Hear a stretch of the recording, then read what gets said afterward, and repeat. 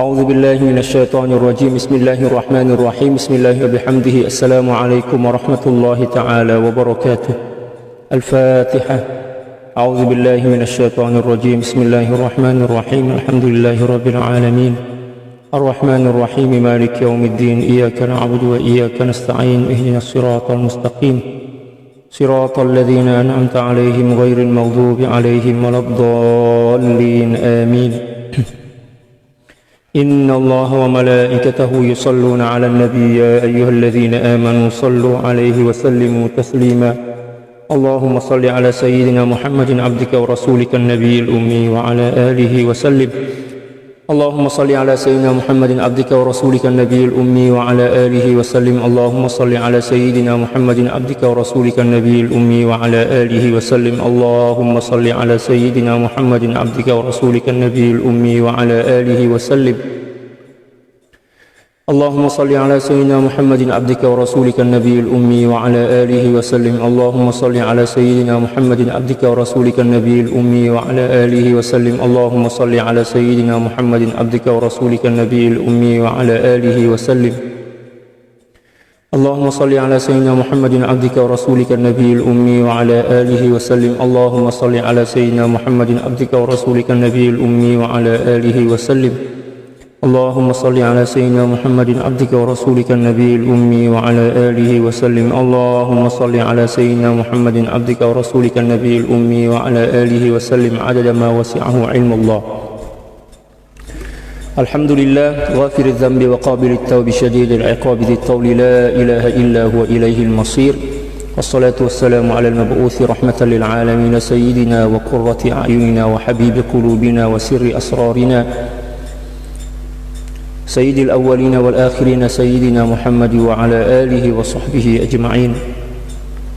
اللهم اغفر لأمة سيدنا محمد صلى الله عليه وسلم وأصلح أمة سيدنا محمد صلى الله عليه وسلم وفرج عن أمة سيدنا محمد صلى الله عليه وسلم وارحم أمة سيدنا محمد صلى الله عليه وسلم وألف بين قلوب أمة سيدنا محمد صلى الله عليه وسلم لما تحب وترضاه وافتح لنا فتوح العارفين بك بحق سيدنا محمد صلى الله عليه وسلم. سبحانك لا علم لنا إلا ما علمتنا إنك أنت العليم الحكيم ولا حول ولا قوة إلا بالله العلي العظيم. صلى الله على سيدنا محمد وعلى آله وصحبه وسلم. الحمد لله رب العالمين. Alhamdulillah, kembali berjumpa dengan saya Al-Fakir Ilallah Sultan Mujahidin dalam kajian akhlak dan adab-adab kesufian daripada kitab Al-Adabul Mardiyah Lisariki Tariqis Sufiyah, karangan daripada Sayyidil Imam Al-Arif Billah Sayyidi Muhammad bin Ahmad Al-Buzidi radhiyallahu ta'ala an wa qaddasallahu sirrahu wa nafa'ana Allahu bi'ulumihi wa ulumi syuyukhihi wa syuyukhina wa jami'i awliya'illahi salihin fid darain Allahumma amin. Pada pagi hari ini kita akan membahas tentang adab yang ke-36 pada muka surat 51. Qala al-muallifu radhiyallahu ta'ala anhu wa nafa'ana Allahu bi'ulumihi wa ulumi syuyukhihi wa syuyukhina wa jami'i awliya'illahi salihin fid darain Allahumma amin. Adabu talabit taqaddumi 'ala al-ikhwan. Adab ini menjelaskan tentang seorang murid atau seorang salik tidak dibenarkan untuk menuntut atau menonjolkan diri di hadapan murid-murid yang lain.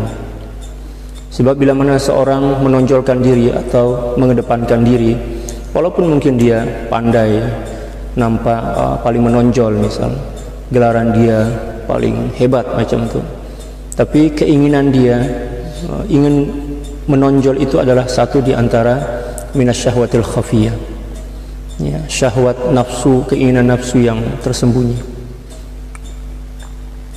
Oleh sebab itu seorang murid ketika dia masih lagi sebagai seorang murid, maka dia kena letak diri dia macam bumi ini, dipijak, direndahkan, ya, tidak menonjol. Sebab bila mana menonjol maka akan merosakkan kedudukan dia di sisi Allah Subhanahu wa taala, akan menjatuhkan martabah dan nilai dia di hadapan Syekh, demikian juga di hadapan Allah Subhanahu wa taala. Wa min adabil murid alla yatlubat taqdima 'ala al-ikhwan, dan satu di antara adab seorang murid yang jujur, yang benar-benar menginginkan Allah Subhanahu wa taala adalah tidak menuntut agar dia berada di hadapan atau di depan ya, para kawan-kawan dia. Ya.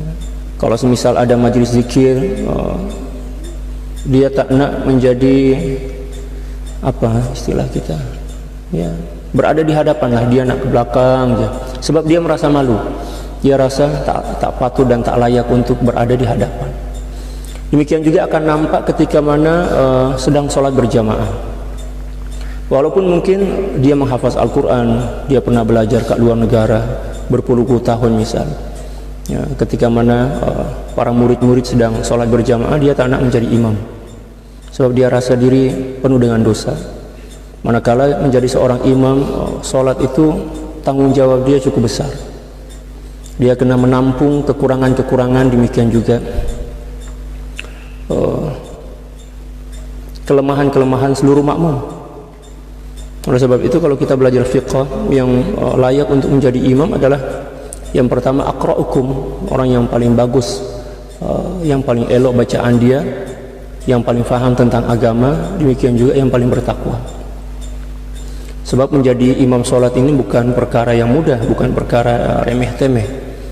Ya, sebab sholat ini adalah imaduddin. As-salatu imaduddin, faman aqamaha faqad aqamad-din wa man tarakaha faqad hadamad-din. Sholat itu adalah tiang agama, penyanggah kepada agama. Siapa orang yang mendirikannya, maknanya dia telah menjaga dan memelihara agamanya. Adapun seorang yang meninggalkannya, maka itu bermakna dia telah menghancurkan agama dia sendiri. Nah, ketika mana seorang ingin menjadi imam dalam sholat, bermakna kena pastikan bahwa dia adalah penyanggah yang paling kuat. Maknanya dia adalah seorang yang paling faham, seorang yang paling fasih. Demikian juga seseorang yang paling bertakwa.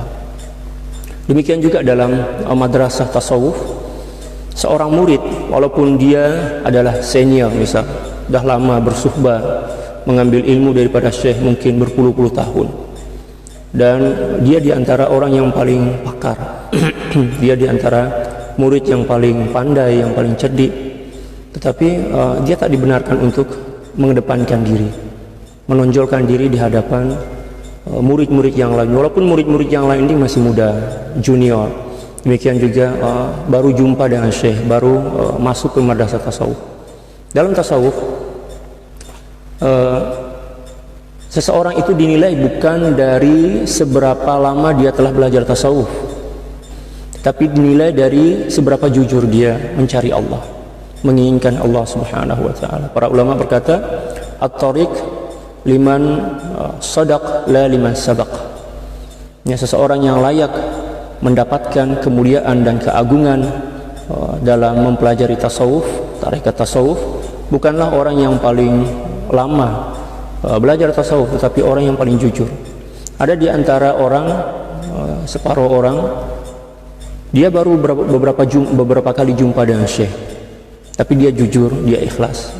Murid inilah yang terbaik dibandingkan orang yang telah berpuluh-puluh tahun bersuhbah menjadi murid kepada syekh, tetapi tidak disertai dengan kejujuran dan keikhlasan. Ada keinginan selain daripada Allah dalam diri dia. Oleh sebab itu, sepandai apapun seorang murid, tak dibenarkan menonjolkan diri di atas murid-murid yang lain. Sama ada dalam penampilan, demikian juga dalam keilmuan. Ya, dia tak boleh menampilkan diri. Nah, ini banyak berlaku. Mentang-mentang dah belasan tahun atau mungkin berpuluh-puluh tahun bersama syekh, dan dia telah masyhur, dikenali sebagai orang yang paling rapat dengan syekh. Ya. Lalu kemudian dia seolah-olah ingin menyaingi atau menyerupai syekh dia dalam berpakaian.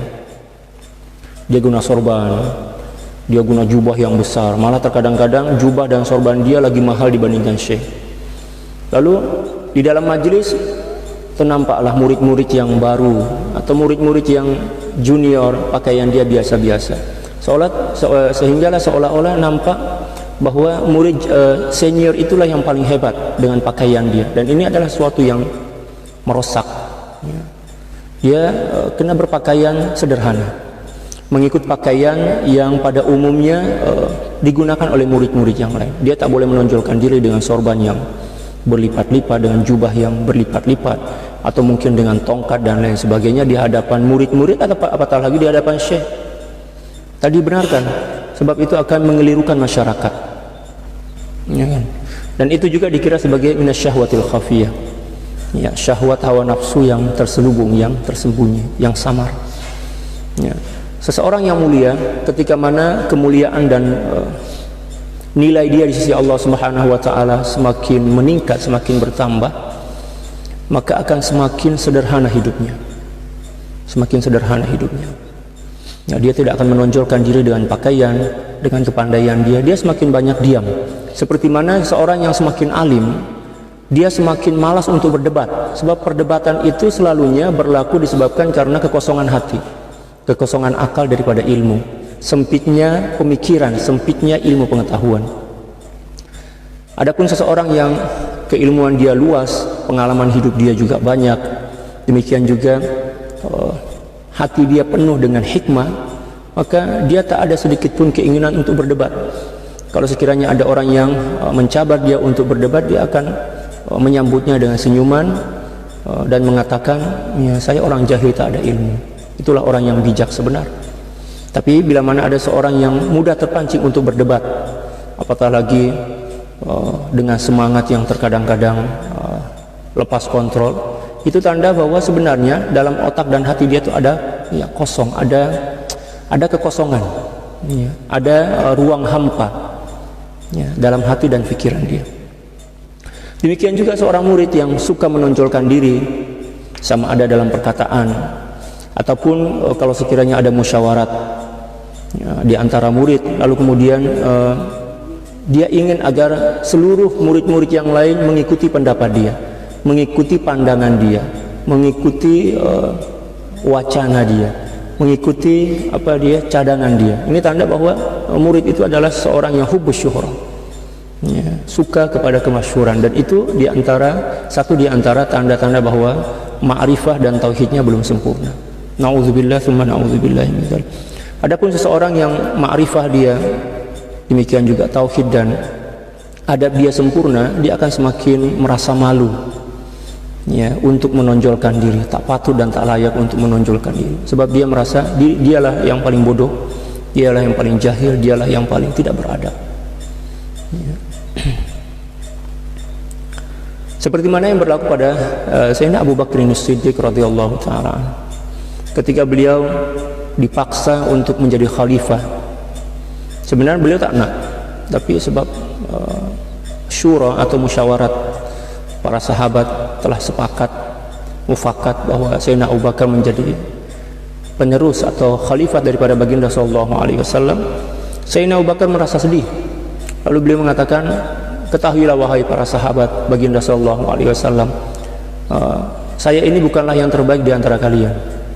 Ya, Sayyidina Abu Bakar cakap macam itu di hadapan sahabat-sahabat junior yang lain. Saya bukanlah orang yang terbaik di antara kalian, tapi sebab telah ditunjuk, telah ditetapkan sebagai khalifah, beliau mengatakan, kita sama-samalah membangun, sama-samalah kita berjuang, ya kan. Kalau sekiranya kalian mendapati saya dalam keadaan benar, maka ikutilah saya. Tapi sekiranya saya melakukan kesilapan, maka nasihatilah saya, jangan ikuti saya. Itulah satu di antara gambaran betapa mulia dan luhurnya hati Sayyidina Abu Bakr As-Siddiq yang penuh dengan sifat tawadhu, yang beliau warisi dan contohi daripada kekasih beliau, yaitu baginda sallallahu alaihi wasallam. Demikian juga kita sebenarnya, ya, kita kena mensifati atau mencontohi sifat-sifat baginda sallallahu alaihi wasallam. Wa alla yakuna ra'isan yarji'una ilaihi fi umurihim, dan hendaklah dia tidak mengangkat diri sebagai pimpinan yang menjadi rujukan bagi murid-murid yang lain. Jangan pula kita letak diri saya, oh saya sebagai pimpinan, saya sebagai wakil syekh, orang semua kena merujuk kepada saya. Bukan merajuk, merujuk, datang, jumpa dengan saya, apapun masalah jumpa dengan saya, jangan jumpa yang lain. Apatah lagi memburuk-burukkan murid-murid yang lain, oh itu tak seberapa paham tuh, itu murid junior tuh, saya murid senior, saya dah bersuhbah dengan syekh belasan tahun misal. Orang kena datang jumpa dengan saya, apa-apapun juga permasalahan kena datang jumpa dengan saya. Nauzubillah, tak boleh cakap macam tu, sehebat apapun diri seseorang, Fa inna hadhihi 'illatun khafiyah, karena sungguhnya ini merupakan penyakit yang tersembunyi, yaitu hubbus syuhra, keinginan untuk dikenali, hubbul jah, keinginan untuk dipuji, disanjung dan dikenali dengan keistimewaan dan lain sebagainya. Wa qad wahila fi syabakiha jullul muridin, dan ramai murid yang terjebak atau terperangkap oleh penyakit ini. Allah, apatah lagi dia telah lama bersama Syekh. Lalu kemudian suatu masa dahulu Syekh pernah menunjuk dia, mengangkat dia sebagai, sama ada sebagai penterjemah mungkin, atau sebagai pengetua dalam satu majelis. Ya kan? Terkadang dia merasa, hari itu Syekh mengangkat saya sebagai pengetua lah. Ya. Lalu kemudian dia berpikir, saya pernah diangkat Syekh menjadi pengetua, apatah lagi Syekh pada hari itu mengangkat saya sebagai penterjemah. Lalu dia merasa, saya lah yang paling hebat dibandingkan murid-murid yang lain. Na'udzubillah. Tak boleh ya, tak boleh kita cakap macam itu walaupun dalam hati, sebab itu tanda bahwa kita masih lagi terbelenggu oleh illatun khafiyah, penyakit yang samar, yaitu hubbus syuhra. Wa qalla man salima min dzalik, dan sangat sedikit orang yang selamat daripada penyakit ini. Wa hiya min aqbahil qabaih, dan ini merupakan sesuatu yang paling buruk. Allah, sesuatu yang paling buruk. Tuaddi sahibaha ilal fadaih, dan bila mana penyakit ini bertahta dalam hati seorang murid, maka penyakit ini akan membawa seorang murid itu kepada keadaan di mana dia akan dipermalukan oleh Allah Subhanahu wa taala. Allah akan mempermalukan dia di hadapan orang ramai. Ya, Allah akan membongkar dan menampakkan sifat-sifat jahat dan sifat-sifat buruk dia di hadapan orang lain.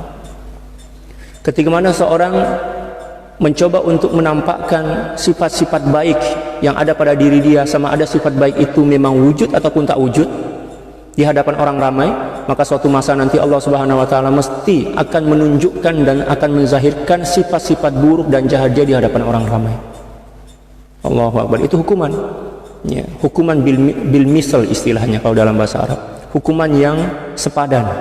Kalau dalam bahasa Indonesia, hukuman setimpal. Ya, jazaa wifaqa kalau dalam Al-Qur'an kan. Ya, balasan yang setimpal, balasan yang sepadan. Ada seseorang, walaupun dia mulia, walaupun dia banyak ilmu, amalan dia Masya Allah, tetapi bila mana dia menonjolkan diri di hadapan orang ramai, sama ada apa yang dia tonjolkan itu memang wujud pada diri dia daripada sifat, misal kata sifat ilmu, kealiman dan lain sebagainya, maka suatu masa nanti bila mana dia tidak bertobat kepada Allah Subhanahu wa taala dan tidak segera sedar daripada kesilapan dia, Allah akan tunjuk dan zahirkan keburukan-keburukan dia di hadapan orang ramai juga. Nauzubillah, tsumma nauzubillah min dzalik. Oleh sebab itu, sebagai seorang murid yang jujur, jangan pernah kita berani-berani menonjolkan kelebihan kita di hadapan murid-murid yang lain. Semakin nampak atau semakin bertambah keistimewaan dan maqam kita di sisi Allah Subhanahu wa taala, sepatutnya kita kena semakin sembunyikan keistimewaan dan maqam itu. Jangan pula kita tunjuk-tunjuk di hadapan di hadapan orang ramai, apatah lagi di hadapan murid-murid Syekh yang lain. Misal kata kita cakap, malam tadi saya jumpa dengan Baginda, tahu, saya mimpi Baginda memeluk saya. Itu keistimewaan. Tetapi manakala kita cerita kepada ahbab atau kepada murid-murid yang lain dalam keadaan kita ini masih lagi terbelenggu oleh, atau dalam keadaan kita belum sampai kepada kesempurnaan tauhid, maka itu akan merosakkan perhubungan kita dengan murid-murid yang lain dan juga akan menghilangkan keberkatan perjumpaan kita dengan Baginda Sallallahu Alaihi Wasallam dalam mimpi. Tidaklah Baginda Sallallahu Alaihi Wasallam menjumpai kita dalam mimpi dengan tujuan agar kita ceritakan kepada orang lain, ya kan? Kecuali dalam keadaan tertentu. Misal kita ceritakan kepada orang-orang yang memang rapat dengan kita dengan tujuan agar dia termotivasi untuk melakukan amal dan lain sebagainya.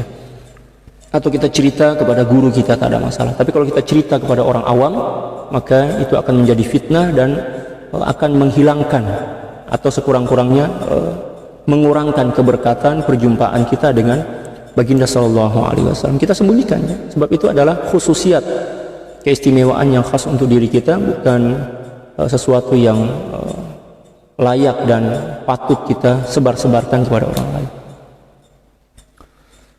Allahu Akbar. Wahum ala hadza qismaini, dan murid-murid yang masih terjebak dan terbelenggu oleh penyakit yang samar ini terbahagi menjadi dua. Qismun yamilu ila dzalika biqalbihi. Kelompok yang pertama adalah kelompok yang cenderung kepada penyakit ini dengan hatinya. Maknanya dalam hati dia memang ada keinginan untuk menonjolkan diri. Nauzubillah. Memang ada tipikal manusia macam itu. Ya, misal kata macam orang yang belajar silat lah kan. Selalunya orang yang belajar silat ini, ya, bila mana dia masih pemula lagi, dia belajar kuda-kuda, dia nak tunjuk-tunjuk pada siapapun yang ada di hadapan dia yang dia ini pandai membuat kuda-kuda. Ya, macam itu. Ya, sama juga orang yang baru belajar masak misal. Orang yang baru belajar masak itu semangat dia luar biasa, terkadang-kadang lost control. Sehingga apapun yang dia buat orang lain nggak tahu. Ya.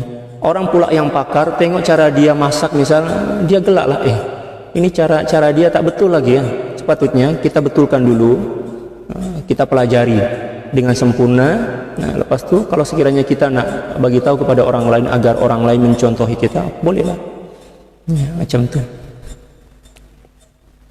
Wala yuhibbu an yuzhira dzalika ala jawarihi. Dan dia tidak ingin penyakit ini nampak atau zahir pada tubuh badan dia. Wadzalika liqurbihi minal ikhlas. Dan ini disebabkan karena dia telah mula hampir kepada sifat ikhlas. Nah, bila mana seorang telah hampir kepada sifat ikhlas, terkadang-kadang masih ada keinginan untuk menonjolkan diri. Tetapi keinginan itu setakat dia pendam dalam hati. Dia tak tunjuk pada zahir dia. Oh, ini buruk sebenarnya. Buruk juga, tetapi tidak seburuk dan golongan yang kedua. Dia berusaha untuk menjaga hati dia. Oh, jangan tonjolkan, jangan nampakkan, jangan zahirkan, walaupun keinginan dia ada. Nah, bila mana itu berlaku pada diri seseorang murid, maka itu sebagai tanda bahwa keburukan itu ada, wujud, tetapi telah melemah. Dia telah mula hampir kepada sifat ikhlas. Teruskan zikir, teruskan muhasabah, teruskan amalan-amalan, sampailah Allah Subhanahu wa taala membuang daripada hati dia keinginan untuk untuk menonjol di hadapan murid-murid yang lain.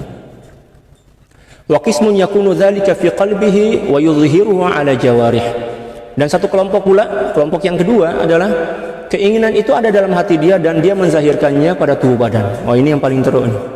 Wa dzalika li bu'dihi minal ikhlas. Ini disebabkan karena dia cukup jauh daripada sifat ikhlas. Wa sahibu hadzal wasfi qalla ay yuflih. Dan seorang yang mempunyai sifat buruk ini harapan untuk berjaya atau untuk menjadi orang yang berjaya itu sangat jauh. Selagi dia masih memelihara atau mengekalkan sifat keinginan menonjol di hadapan murid-murid yang lain dan dia tidak membuangnya segera, maka akan merosakkan diri dia. Wa nafsu hadhihi ammarah, dan nafsu yang bersemayam dalam jiwa seseorang yang ingin untuk dikenali, untuk menonjol, itu adalah nafsul ammarah. Walam takun ammaratan walau lam takun ammaratan lama aradatil imarah. Kalau sekiranya nafsunya bukan nafsu ammarah, maka tidaklah dia ingin menjadi seorang pemimpin. Keinginan dia untuk menjadi seorang pemimpin yang menonjol di hadapan, itu tanda bahwa nafsu dia masih lagi nafsul ammarah. Na'udzubillah. Ingin menjadi imam, ya kan, ingin menjadi terdepan di antara para ahbab, di antara para murid yang lain. Itu tanda bahwa nafsu dia masih lagi nafsul ammaratun bisu. Allah. Wa la'alla sahibuha kana yatlubuha qabla dzalika 'ala al-'ammah. Dan mungkin, kata beliau, mungkin boleh jadi bahwa seseorang murid yang mempunyai sifat ini sebelum dia masuk ke madrasah tasawuf, dia pernah menuntut atau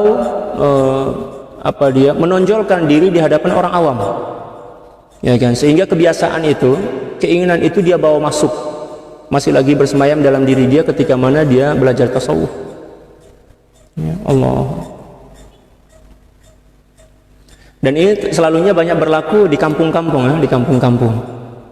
Saya teringat di Indonesia, di masjid atau surau yang ada di kampung-kampung ini, yang menjadi imam itu selalunya Pak Cik, imam tua lah, imam tua yang dah berpuluh-puluh tahun atau belasan tahun menjadi imam, ya, tak bertukar, tak berganti, ya. Bila mana kita tanya kepada EJK surau atau masjid, ya, mengapa imam tua yang suara dia dah macam sakratul maut, dan apa dia bacaan Al-Quran dia macam orang yang makan keropok itu, ya, tak jelas panjang pendek dia, penyebutan huruf pun dah tak betul dah. Kenapa tak tukar dengan imam muda yang masih energik, yang bacaan dia fasih, yang paling dia cakap ini dah berkhidmat belasan tahun atau puluhan tahun. Kalau kita tukar, kita ganti, takut-takut dia kecewa, ya. Atau takut-takut kita hilang keberkatan. Ini cara yang tak betul. Malah terkadang-kadang imam tua pula keras kepala.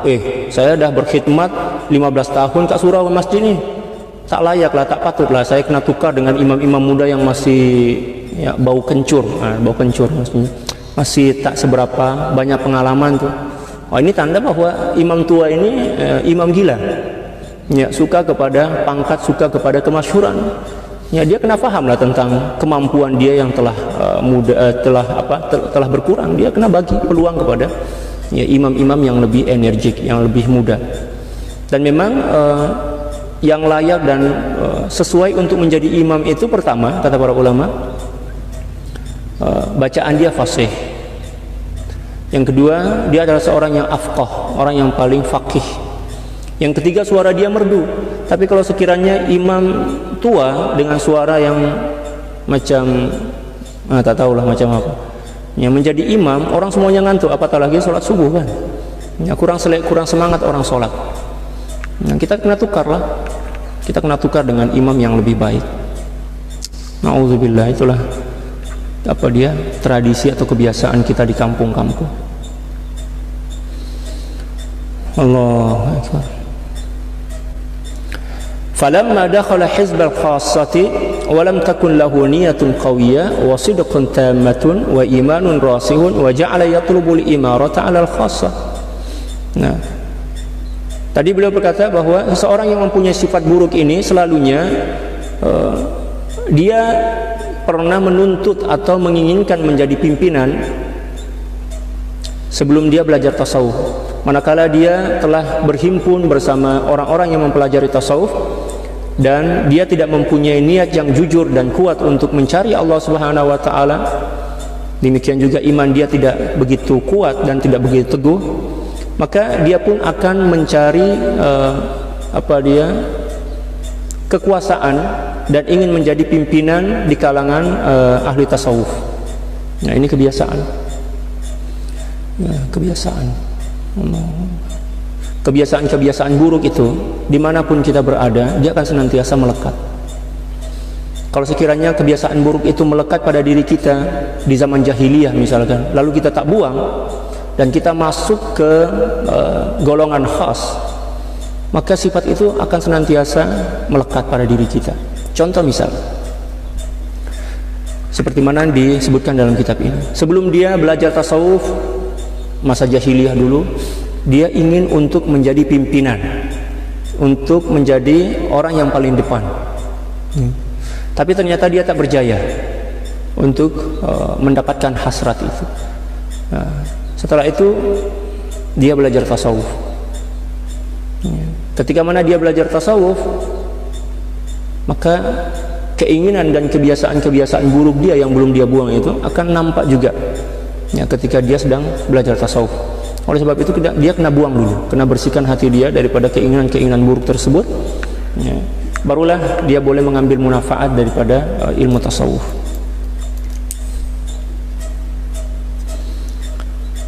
Wa hadza kulluhu amal basirah, dan ini disebabkan karena mata hati dia buta. Wa tashtitut al-fikri, dan kecelaruan dalam berfikir, tashtit, ya, kecelaruan. Wal bu'du min tariqil akhyar, dan jauh daripada jalan orang-orang terpilih atau orang-orang mulia. Wala haula wala quwwata illa billahil aliyil azim. Wa qaluna lam takul lahu niyatun, lam takul lahu niyatun qawiyatun ila akhirih, dan perkataan kami yang mengatakan dia tidak mempunyai niat yang kuat, ya dulu alaihi ma dhara alaihi min talabil imarah, itu nampak ketika mana dia menginginkan menjadi pimpinan. Jadi kalau ada seorang yang belajar agama tetapi tujuan dia untuk menjadi pimpinan atau berada di hadapan, di depan dibandingkan murid-murid yang lain, itu tanda bahwa niat dia untuk belajar agama itu tak betul, masih bercampur dengan keinginan-keinginan dunia. Sebab kalau sekiranya niat dia ikhlas karena Allah Subhanahu wa taala, maka dia akan menuntut agama itu dengan keikhlasan hati dan tidak ingin menjadi pimpinan di antara murid-murid yang lain. Dia akan letak diri dia sebagai orang yang paling jahil, orang yang paling bodoh, orang yang paling rendah, orang yang paling tidak bernilai di hadapan murid-murid yang lain. Itulah orang yang mulia sebenarnya. Adapun bila mana dia tunjuk diri dia sebagai orang yang paling hebat dengan ilmu dia, dengan amal dia, mananya itulah yang paling buruk, dan itu merupakan sifat iblis. Itu adalah sifat iblis yang selalu menonjolkan diri. Nauzubillah. Walau dakhala bi niyatin qawiyatin wa sidqin tamin wa imanin ghalidhin la zaharat natijatu dzalika ala jawarih. Kalau sekiranya dia masuk mempelajari ilmu tasawuf dengan niat yang betul-betul teguh, demikian juga kejujuran yang sempurna, iman yang kuat, maka akan nampak natijah daripada semua itu pada tubuh badan dia, akan nampak. Ya. Wala tahaqqaqa bi awsafil ubudiyyati bil faqri kal faqri wal zulli wal ajzi wal jahl, dan mestilah dia akan nampak pada diri dia itu sifat-sifat kehambaan. Contohnya sifat faqr, merasa diri hanya perlu kepada Allah, bukan perlu kepada pujian makhluk. Wadzul, demikian juga merasa diri hina di hadapan Allah dan di hadapan seluruh manusia. Wal ajzi, dan merasa diri lemah. Wal jahli, dan merasa diri paling bodoh. Dalam bahasa Indonesia paling bodoh, kalau kita di sini ya paling jahil. Wa ghairi dzalika minal awsaf allati fiha ridal haqqi ta'ala, dan sifat-sifat yang lain yang boleh mendatangkan ridha Allah Subhanahu wa taala. Jadi bila mana kita ingin diberi sifat ridha oleh Allah Subhanahu wa taala dan diridhai oleh Allah Subhanahu wa taala, kita kena mensifatkan diri kita dengan sifat-sifat kehambaan. Lemah, jahil di hadapan Allah, merasa lemah, merasa jahil, merasa paling banyak berdosa, merasa paling lemah di hadapan Allah dan di hadapan para makhluk. Maka bila mana sifat-sifat itu boleh kita zahirkan dalam diri kita dan kita semayamkan dalam jiwa kita, maka Allah Subhanahu wa taala akan mengangkat derajat kita. Walaupun mungkin ilmu dan amal kita tidak seberapa banyak, tapi bila mana seorang ilmu dia, amal dia Masya Allah, tapi hati dia penuh dengan kesombongan, dengan keangkuhan, sifat bongkar, merasa diri lebih mulia dibandingkan orang lain, hakikatnya dialah orang yang paling hina, dialah orang yang paling jahil, dialah orang yang paling tidak bernilai di hadapan Allah Subhanahu wa taala. Nauzubillah. Wa yanbaghi li hadzal muridi ayyulzima nafsahu al-khuruja an awaidiha. Maka menjadi lazim ya, atau hendaklah bagi seorang murid yang mempunyai sifat buruk seperti ini untuk melazimkan diri dia ya, melakukan sesuatu yang boleh mengeluarkan dia daripada kebiasaan-kebiasaan buruknya. Kebiasaan buruk nafsu itulah yang menyebabkan seseorang itu hendak dikenali, hendak dipuji, hendak disanjung ya. Kebiasaan nafsu itu ada beberapa poin. Yang pertama adalah disebabkan karena nafsu itu senantiasa diberi apa yang dikehendakinya ya. Nak makan yang sedap terus dia bagi, maka kebiasaan bagi sesuatu yang diinginkan oleh nafsu itu akan menumbuhkan sifat-sifat jahat, sombong, angkuh dan lain sebagainya. Yang kedua, kita selalu merasa puas hati dengan apapun yang kita lakukan dari jenis-jenis kebaikan. Itu juga akan semakin memperkuat dan mengukuhkan kuasa nafsu dalam jiwa kita. Sepatutnya yang kita lakukan ketika mana kita melakukan suatu kebaikan, kita menghina nafsu itu ya. Kita merendahkan nafsu kita dan mengatakan, wahai nafsu ya, kamu ini tidak sempurna dalam melakukan ibadah. Tapi yang selalu kita buat, kita lakukan, bila mana diri kita melakukan sekecil apapun ibadah, kita merasa diri puas hati. Alhamdulillah, hebatnya saya ya, saya aja yang boleh sholat tahajud malam ini, orang lain tidur jaga rumah dia ya. Saya tengok apa dia rumah dia orang itu gelap je, saya aja yang bangun salat tahajud. Nauzubillah.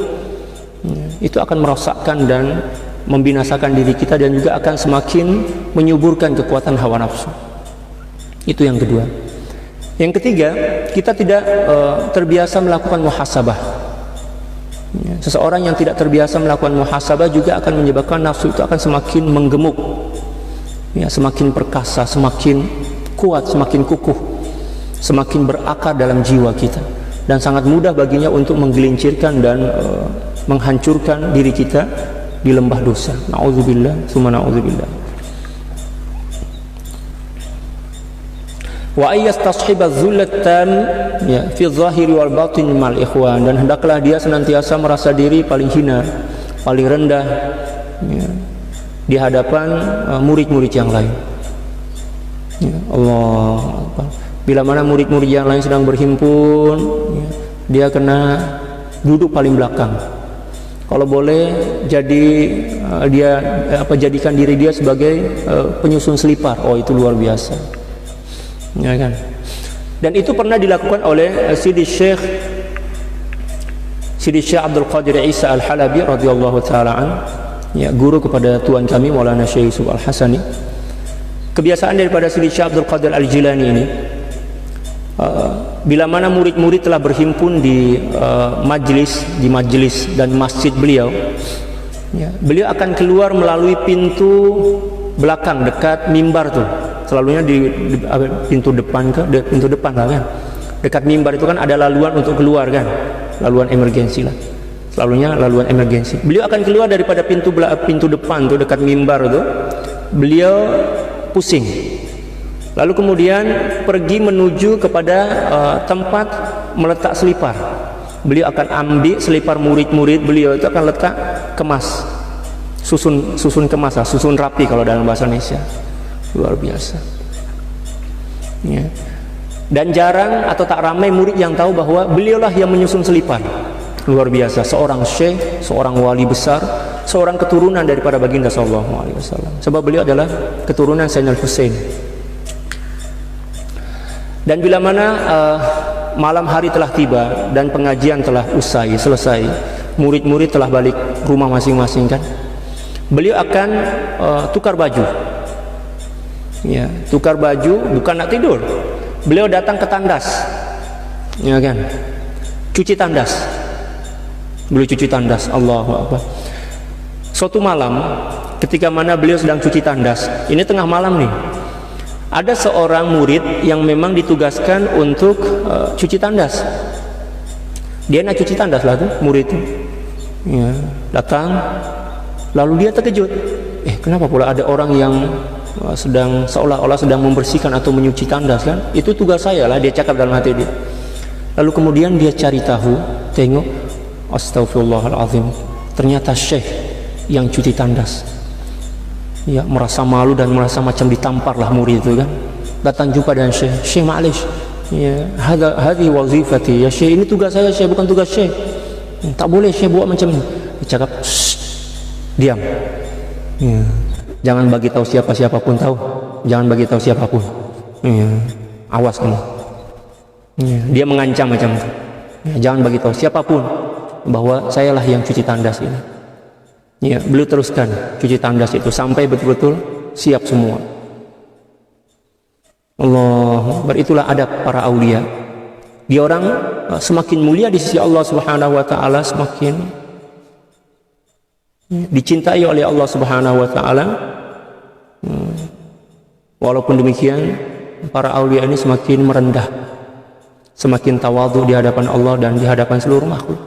Kalau kita ini baru Allah bagi siki ilmu, siki aja, barulah amal ibadah kita meningkat siki aja, masya Allah, sifat sombong kita pun semakin melangit, semakin menggunung. Nauzubillah, tsumma nauzubillah min dzalik. Demikian juga tuan kami Maulana Syekh Yusuf Al-Hasani radhiyallahu taala, sifat tawadhu luar biasa beliau miliki. Masa kami belajar dulu kat Mesir itu, Syarifah Fatimah, istri beliau nak keluar rumah, beliau ambilkan selipar, letak di depan pintu itu. Allah,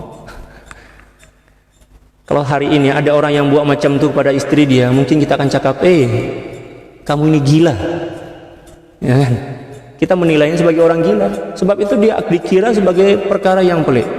Walaupun sebenarnya itu adalah kemuliaan, itulah adab, keluhuran adab dan budi pekerti. Beliau angkat selipar istri beliau, walaupun beliau juga ahli baik, istri beliau pun juga ahli baik, ya. Angkat kata, ya, masya Allah. Istri beliau haus, beliau terus pergi ambil. Tapi jangan pula sebagai seorang istri nanti balik rumah perintah kepada suami, bang haus, tolonglah berkhidmat, ambil air cepat. Ya, kita masing-masing saling ya berkhidmat, itu yang terbaik. Itulah kesempurnaan sebenar, agar kita masing-masing dimuliakan oleh Allah. Bukan setakat suami yang ingin dimuliakan, istri pun kena ada keinginan untuk dimuliakan. Ya, macam tu. Syarifah, masya Allah, bersama Sidi Syekh itu luar biasa. Itulah akhlak ahli bait, akhlak para aulia. Ya. Nah, masuk kereta, beliau buka pintu. Sini orang panggil, pintu kereta lah, beliau buka. Macam seorang ratu lah. Ya. Mungkin kalau akhir zaman ini di kalangan kita, mungkin satu di antara 1 juta orang aja yang boleh buat. Macam itu kan. Selalunya malah istri pula kena perintah, dek ambil itu, dengan cara marah-marah pula. Sudahlah minta tolong, lepas itu pula dengan suara tinggi. Nauzubillah, mana boleh, ya, kena berlemah lembutlah kepada ya, ahli keluarga kita. Ya. Berkhidmat tidak akan pernah menghinakan diri kita, tidak akan pernah merendahkan diri kita. Kepada siapapun kita berkhidmat, apatah lagi kepada ahli keluarga kita. Ahli keluarga kita lah yang orang paling pertama layak kita berikan perkhidmatan sebelum orang lain. Tapi ada separuh orang kalau berkhidmat kepada orang lain, masya Allah, semangat dia melangit, ya kan? Ada orang minta tolong, puan boleh minta tolong, ya, berkhidmat untuk ini, masya Allah, dia datang awal. Tapi kalau ahli keluarga dia minta perkhidmatan, dia cakap, saya sibuk lah, saya ada kerja ini, ada hal, macam-macam alasan dia. Ini tanda bahwa sebenarnya dia masih lagi terselubung oleh nafsu dia. Sebab orang yang paling layak dan paling patut untuk kita berkhidmat kepada dia adalah orang-orang terdekat kita, orang yang rapat dengan kita, istri kita, anak-anak kita, ibu dan ayah kita, suami, ya, demikian juga adik-beradik kita. Kita kena dahulukan mereka lah, dibandingkan orang lain, ya. Dan itu Allah Subhanahu wa taala sebutkan dalam Al-Qur'an, wa yas'alunaka madza yunfiqun qul ma anfaqtum min khairin faliwalidaini wal aqrabin. Ya. Dan mereka bertanya kepadamu, wahai kasih Muhammad, tentang infak, kepada siapakah yang paling layak? Maka Allah Subhanahu wa taala menjawabnya, dimulakan dengan orang tua, falilwalidain, kepada orang tua dulu bila mana dia belum berkeluarga. Ya. Tapi bila mana dia telah bersuami, maka yang paling wajib dia berkhidmat kepadanya adalah suami bagi seorang istri. Adapun seorang suami, yang paling wajib dia berkhidmat pada mulanya adalah ibu bapak, setelah itu kepada istri. Jadi ada susunan-susunan dia yang perlu kita paham dengan baik. Dan itulah kemuliaan yang sebenar. Kita berkhidmat itu tidak akan merendahkan kita, tidak akan menghinakan diri kita di hadapan Allah, malah akan mengangkat derajat kita di sisi Allah Subhanahu. Tapi berat bagi nafsu, berat bagi nafsu. Kalau kita boleh melazimkan diri susun selipar di setiap masjid dan surah di mana kita sholat kat situ, insya Allah dalam beberapa bulan ya kita akan mengecapi manisnya iman dan ma'rifah kepada Allah. Itu kata para ulama yang telah melakukannya. Tapi terkadang-kadang kita merasa malu kan, ya, nak angkat selipar kita sendiri pun terkadang-kadang rasa berat hati. Selipar kita yang tiap hari tolong kita, jaga kaki kita daripada duri dan daripada paku, benda-benda yang tajam. Nak angkat selipar kita pun rasanya berat sangat, apatah lagi nak angkat selipar orang lain. Dan itu sebagai tanda bahwa hati kita ini penuh dengan kesombongan, penuh dengan kebongkakan. Na'udzubillah, semua na'udzubillah. Kita kena buang ya, sifat-sifat buruk kita. Oh, ya Allah.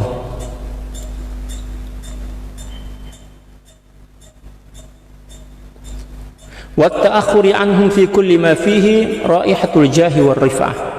Dan hendaklah seorang murid yang mempunyai sifat atau penyakit seperti ini mengundurkan diri atau menjauhkan diri atau merendahkan diri di hadapan murid-murid yang lain pada perkara-perkara yang mana perkara itu menyebabkan seseorang terkadang-kadang menyebabkan akan berlakunya keinginan untuk menjadi orang terdepan dan orang memuji kepada kita, ya kan? Misal menjadi pimpinan, menjadi imam, itu kan akan membuka peluang untuk dipuji kan. Orang yang menjadi imam itu akan dipuji, apatah lagi suara dia sedap dan lain sebagainya. Maka dia kena berundur. Ya. Jangan menonjolkan diri, jangan dia sorok-sorok diri menjadi imam, sebab itu akan merosakkan hati dia. Wal yuzim khidmatahum, dan hendaklah dia melazimkan diri dia untuk berkhidmat kepada para ahbab, para murid-murid syekh yang lain.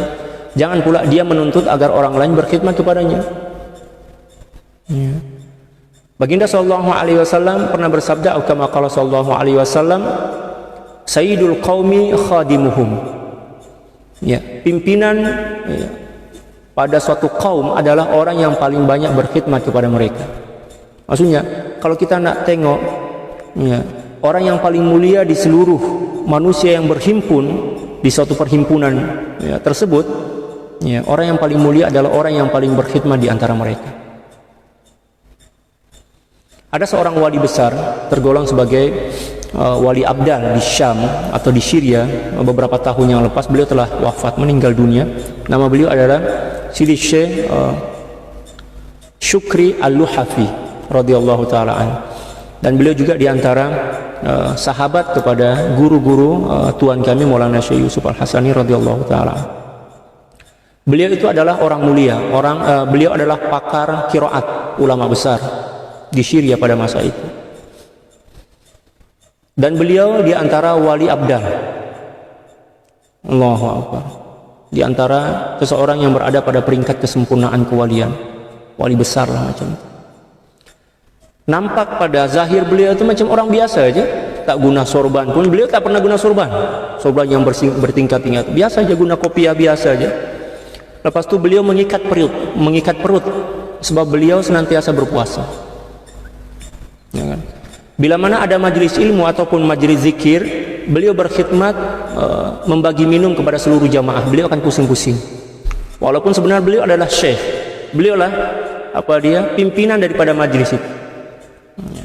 Beliau pusing bawa air, bawa ceret dia orang panggil ceret, kibrit kalau dalam bahasa Arab. Bagi minum dengan penuh rendah hati. Bagi minum itu beradab sangatlah, tundukkan belakang beliau, tundukkan macam itu. Ya. Bila mana beliau dah siap bagi minum, barulah beliau duduk sambil melihat adakah jamaah yang baru sampai. Bila mana ada jamaah yang baru sampai, beliau terus berdiri bagi minum. Masya Allah, ya. Seorang pakar qiraat.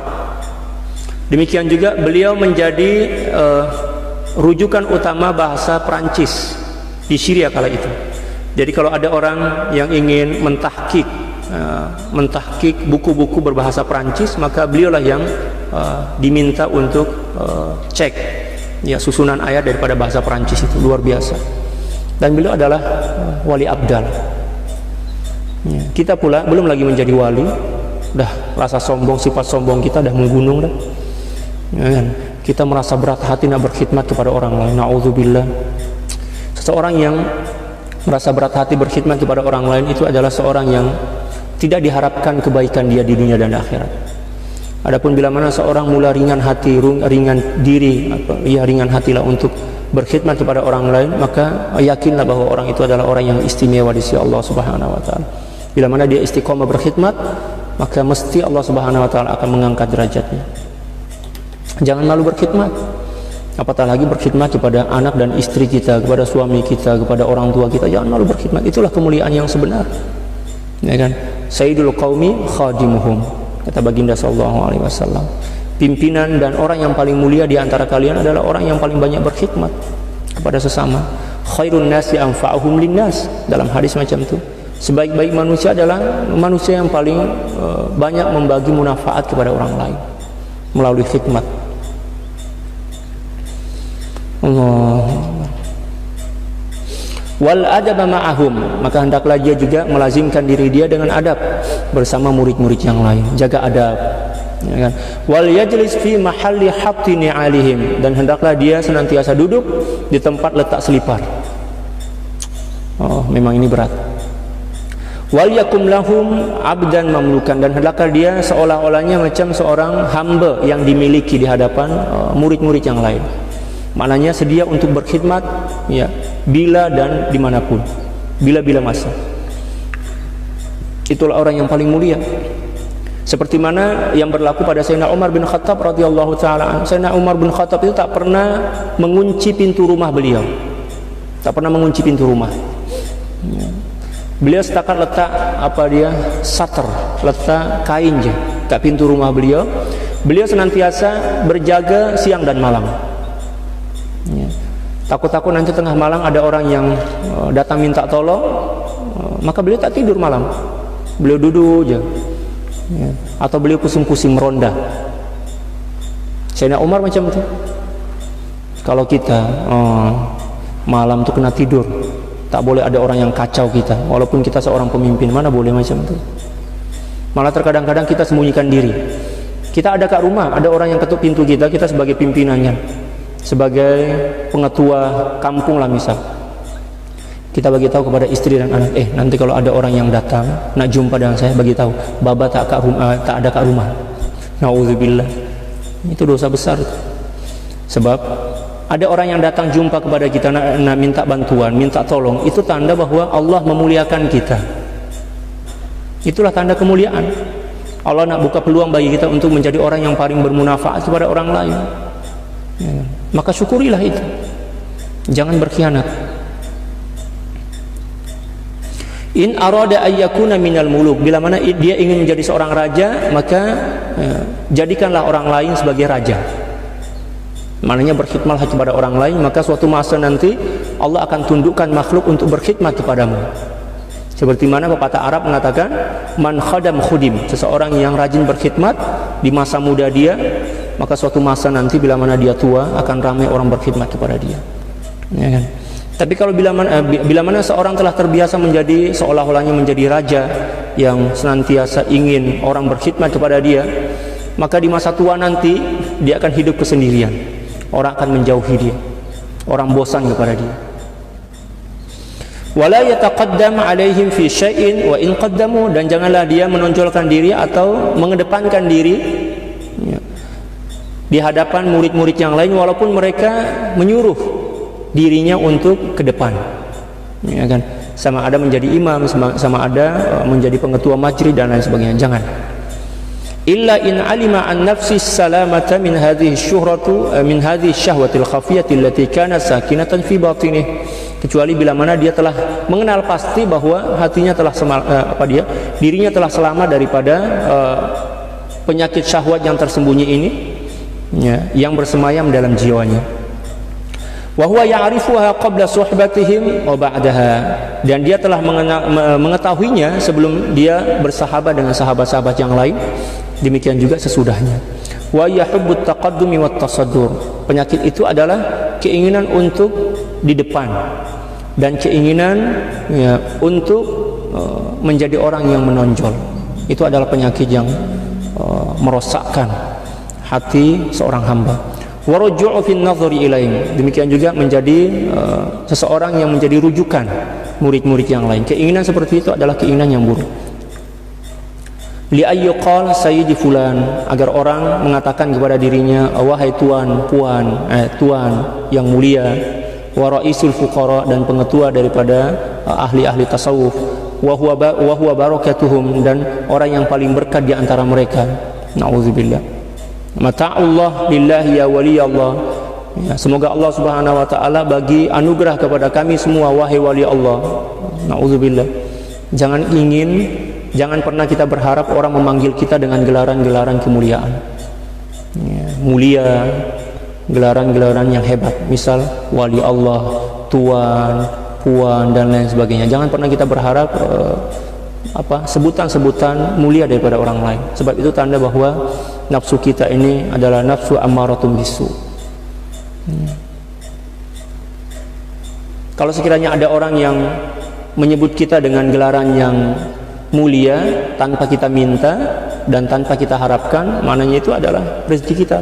Jangan pula kita merasa kecil hati bila mana ada orang yang panggil nama kita tanpa menyebutkan gelaran. Misal kita dah berhaji, lalu kemudian orang panggil Sultan, kita rasa tergores hati, dia tak tahu ke yang saya ini Tuan Haji, kenapa dia tak sebut wahai Tuan Haji? Nah, itu tanda bahwa hati ibadah haji dia tak ikhlas. Tanda yang ibadah haji dia tak ikhlas adalah bila mana ada orang yang menyebut nama dia tanpa menyebutkan gelaran dia sebagai Tuan Haji, dia tergores hati. Nauzubillah. Walaysa wa hadha wa huwa laysa min alwilayati siwal huzuzi wal kadhibi bid-da'awa wa ghairiha. Dan ini bukanlah sebuah kewalian, bukanlah suatu kewalian, akan tetapi melainkan keinginan hawa nafsu, harapan-harapan nafsu, kebohongan dan dakwaan-dakwaan belaka. Nauzubillah tsumma nauzubillah min dzalik. Ya, kesimpulannya, ya, jangan pernah berharap orang lain memanggil kita dengan gelaran yang mulia, memuji, menyanjung kita. Sama ada menyanjung disebabkan karena ilmu kita, karena amal kita, karena kecantikan kita, karena rupa kita, karena keturunan kita. Sebab itu akan merosakkan jiwa kita dan akan semakin merendahkan kedudukan kita di sisi Allah Subhanahu wa taala dan di hadapan seluruh manusia. Wallahu a'lam bishawab. Cukup sekian pengajian kita pada pagi hari ini. Semoga Allah Subhanahu wa taala memberkatinya. Allahumma amin. Inna Allaha wa malaikatahu yusalluna 'alan nabiy ya ayyuhalladzina amanu sallu 'alaihi wa sallimu taslima. Allahumma salli 'ala sayyidina Muhammadin 'abdika wa rasulika nabiyil ummi wa 'ala alihi wa sallim. Allahumma salli 'ala sayyidina Muhammadin 'abdika wa rasulika nabiyil ummi wa 'ala alihi wa sallim. Allahumma salli 'ala sayyidina Muhammadin 'abdika wa rasulika nabiyil ummi wa 'ala alihi wa sallim. Allahumma salli 'ala sayyidina Muhammadin 'abdika wa rasulika nabiyil ummi wa 'ala alihi wa sallim. Allahumma salli 'ala sayyidina Muhammadin 'abdika wa rasulika nabiyil ummi wa 'ala alihi wa sallim. Allahumma salli 'ala sayyidina Muhammadin 'abdika wa rasulika nabiyil ummi wa 'ala alihi wa sallim. Allahumma salli 'ala sayyidina Muhammadin 'abdika wa rasulika nabiyil ummi wa 'ala alihi wa sallim. Allahumma salli 'ala sayyidina Muhammadin 'abdika wa rasulika nabiyil ummi wa 'ala alihi wa sallim.